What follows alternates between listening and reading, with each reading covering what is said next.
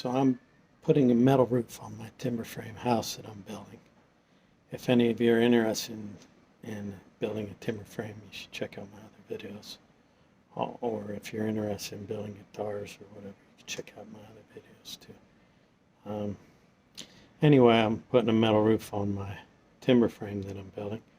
And I was looking for how to, when you have two ridges that meet at a T, one ridge is 90 degrees to the other ridge, and they meet at a T.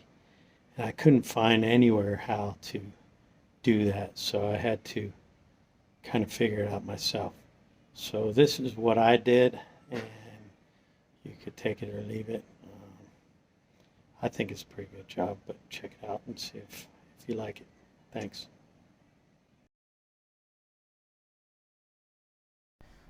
The yellow arrows point to the left and right valley flashings. They need to come almost up to the peak of the ridge, and the ridge cap comes on top of those valley flashings.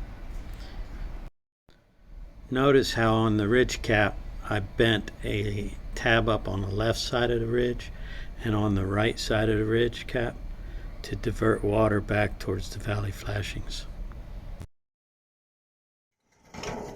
I then got another piece of ridge cap about 5 or 6 feet long, and I cut out the shape of the other ridge on it.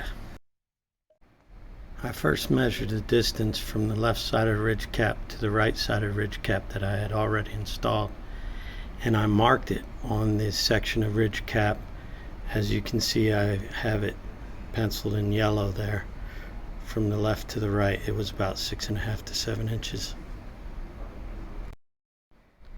As you see in yellow here, I marked about 1 inch down from the peak of the ridge cap in between the other two marks, and using my snips I cut it straight like a triangle for the shape of the other ridge cap.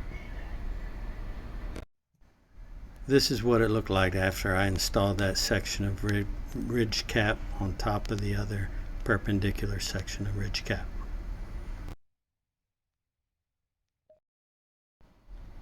I then caulked it through the roof, and it looks good.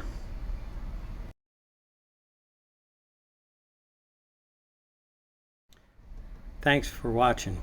Please don't forget to hit that thumbs up and subscribe and check out my other videos. Thanks.